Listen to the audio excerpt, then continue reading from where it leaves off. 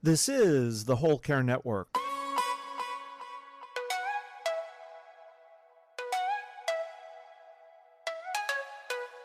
Helping you tell your story one podcast at a time. Content presented in the following podcast is for information purposes only. Views and opinions expressed in this podcast are solely those of the host and guest and may not represent the views and opinions of the Whole Care Network. Always consult with your physician for any medical advice, and always consult with your attorney for any legal advice. And thank you for listening to the Whole Care Network.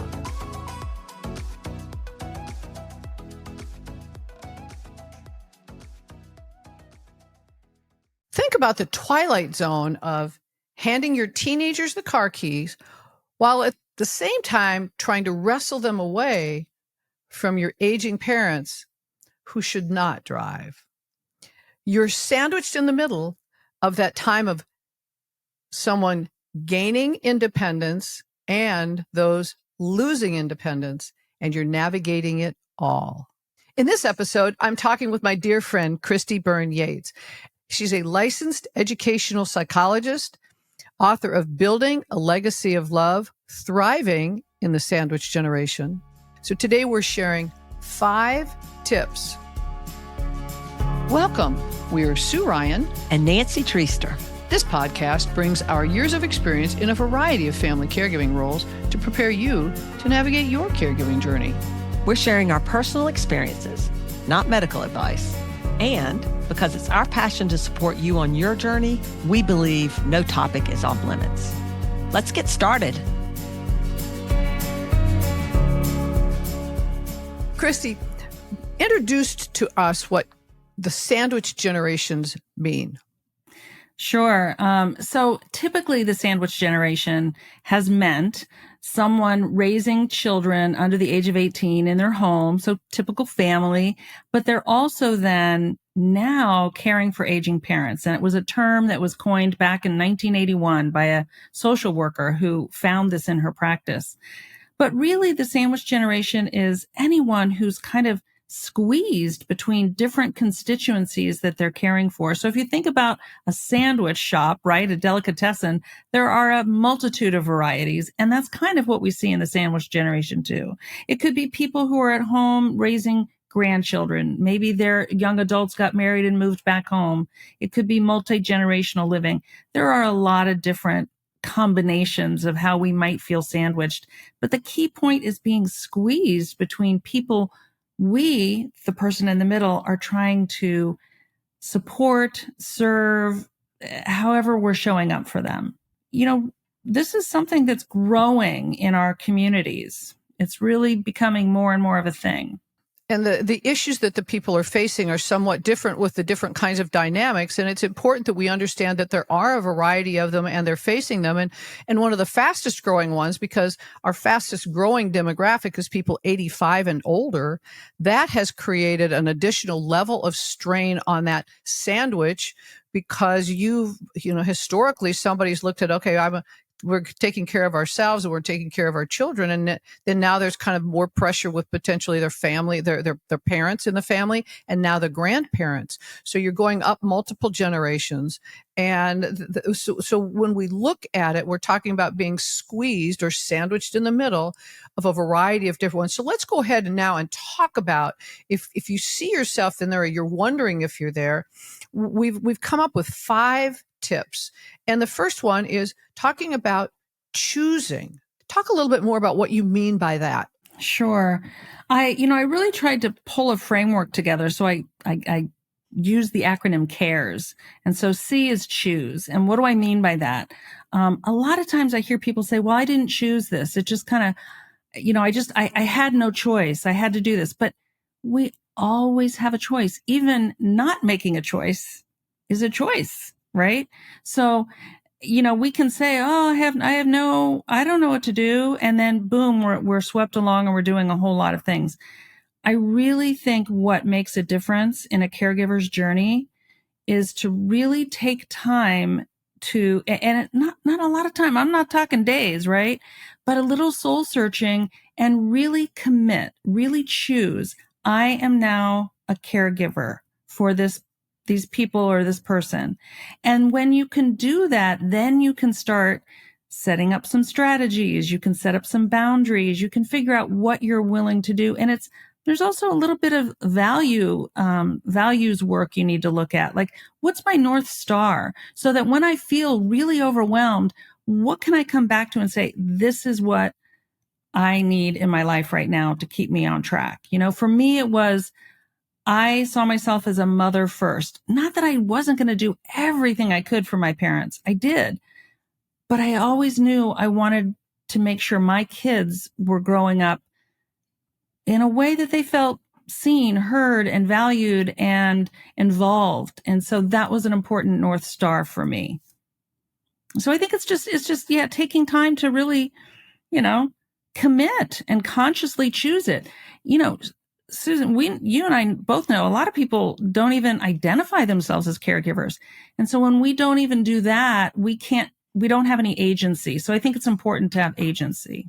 That does lead into probably the number one reason why people wouldn't do it, which is address. And you talk about addressing the elephants in the room. Mm-hmm. Yeah, absolutely. I do feel like we have to have conversations early and often. And so addressing either, before you have to make this decision to be a caregiver. And I want to also say, in that choice of being a caregiver, if you have siblings, those are conversations you need to have. And that gets into that addressing thing. You have to address those elephants in the room. But it's things like financial status, understanding where are your parents financially. A lot of families don't talk about money. It's important to talk about money. It's important to talk about medical issues. It's important to talk about sibling relationships if you have them. So those are all the elephants that I think are all dancing in our room. Those sound like pretty good elephants. So let's move on to the third tip, which you talk about recharging. And recharging is related, very closely tied to self-care. And this is so especially important in the different types of sandwich generations, because self-care is going to look different.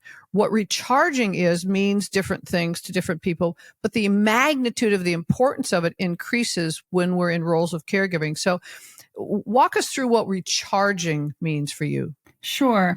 I mean, I definitely have always leaned into self-care, right? In my book, I have a chapter called Ruthless Self-Care. And I called it that because I think about, again, as a parent, if something happens to your child, we typically are going to do everything. We'll move heaven and earth to make sure that what they need, they get, and we help them, right? We're going to do what we have to do. And that's where Tiger Mama comes out or whatever it might be. But we don't always do that for ourselves, right? And we run our battery all the way down. And then what happens? Well, if we're not fully charged, or at least at optimal charging capacity, right? Energy capacity, then our children are left with, a parent that's subpar, and our parent or person we're caring for is left with somebody who doesn't have the energy. And we don't make great decisions when we are on empty. We just don't make great decisions that way. So we want to make sure that we are keeping ourselves charged up. But it's also a mindset of, I do matter, I do count, and me taking time away from my children or my parent is going to serve them. It's not taking away from them, it's serving them. What I want to say to everyone, to sandwich generation folks, is your kids are as worried about you as they are about their grandparent. They may not have a great relationship with the grandparent, may not know, you may be long distance caregiver, but they're very worried about you. And even if they don't say it, they notice it. So it is important to talk about it and to confront it. Tip 4 is enlisting. You're not meant to journey alone.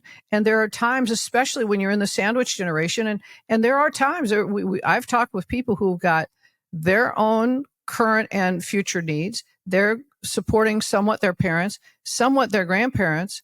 they've got children they're dealing with. Some of them have adult children, and they're also providing some levels of support now for grandchildren. So there are a lot of different demands on them.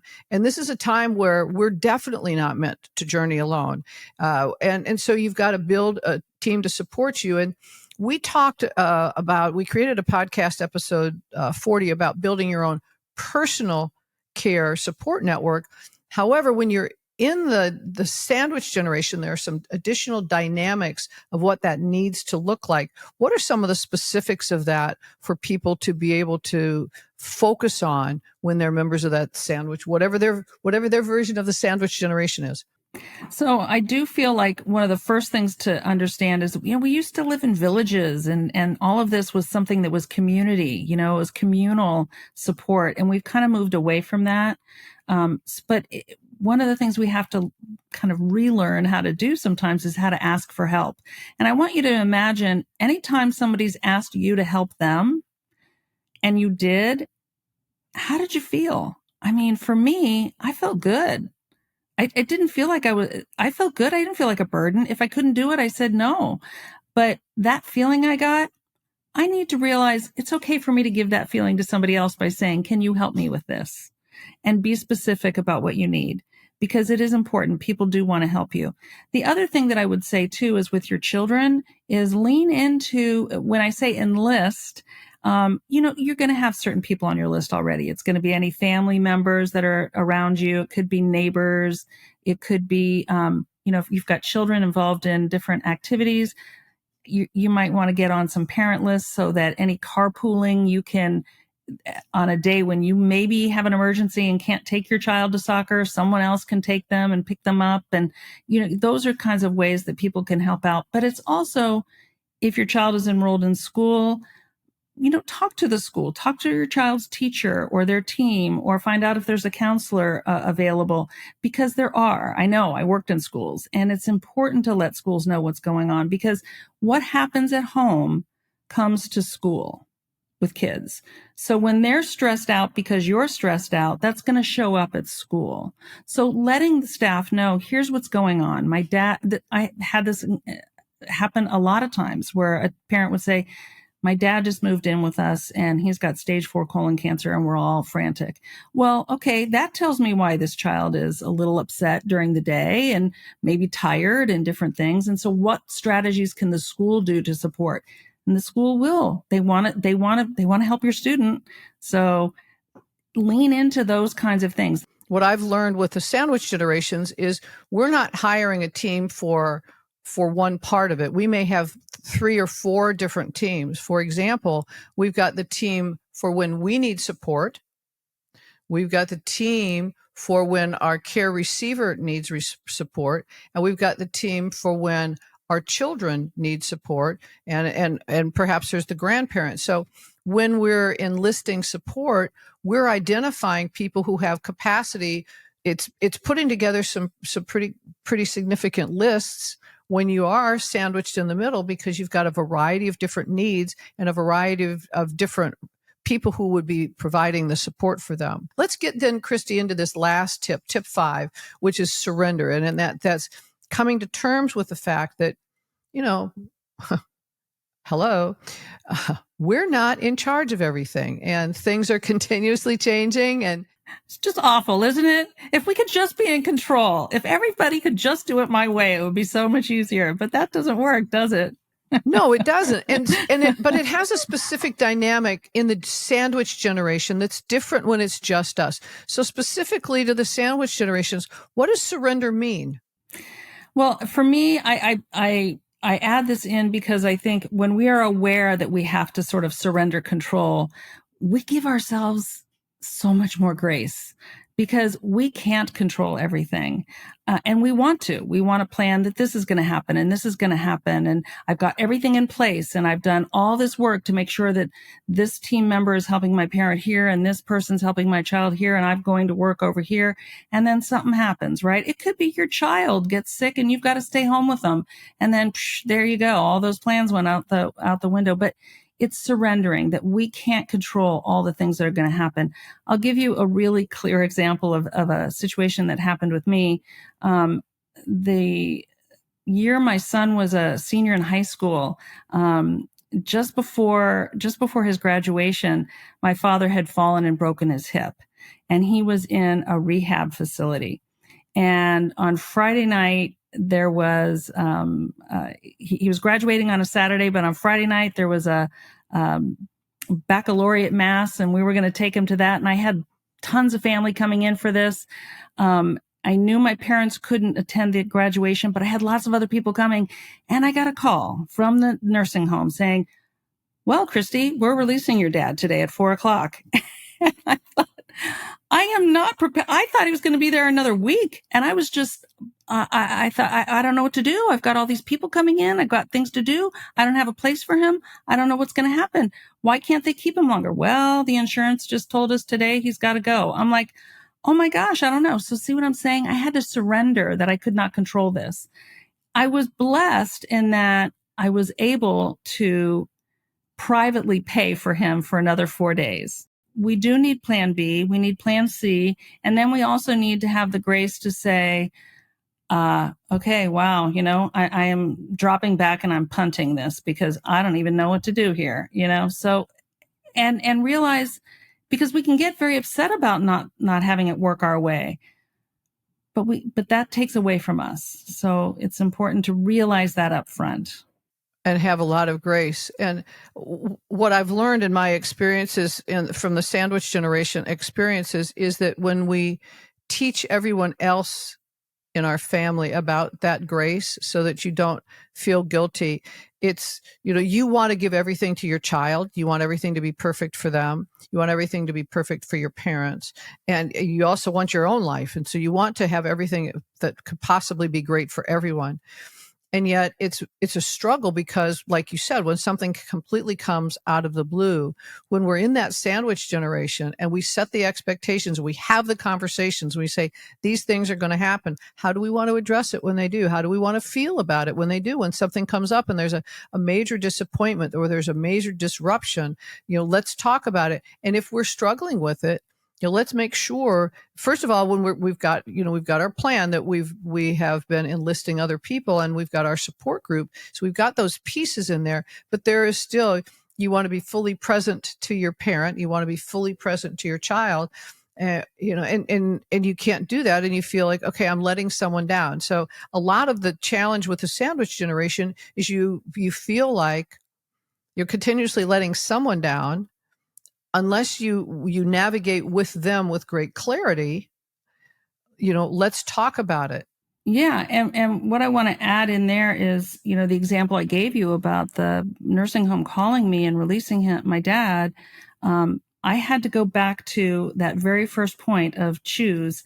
And in that, I knew my North Star was, I knew at that time, my dad's going to be okay if he stays 4 more days. But my son will only graduate high school one time. And I need to be there for that. That's important. Christy, thank you so very much. Please do me a favor. Tell me how our listeners can find you. Sure. Best way to find me is on my website, and it's ChristyYates.com. And that's Christy, ChristyYates.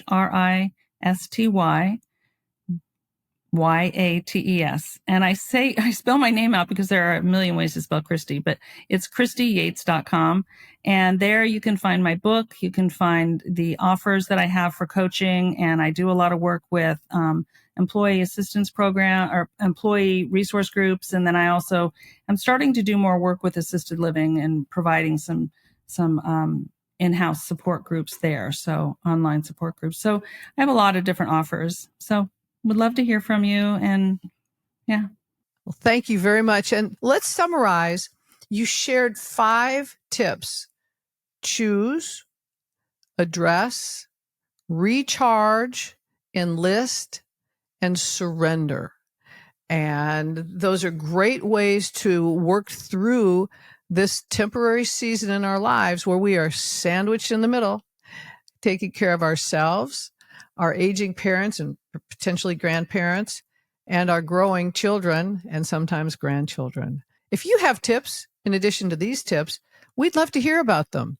Please go to our Facebook page or our Instagram page. Those links are in the show notes, and we're going to put all of the information that we shared today in the show notes. And we'll put your tips out there also for other people to see. And as you can tell, this is one of the more comprehensive parts of our caregiving journey. However, what we want everyone to know is we're all on this journey together. Thank you.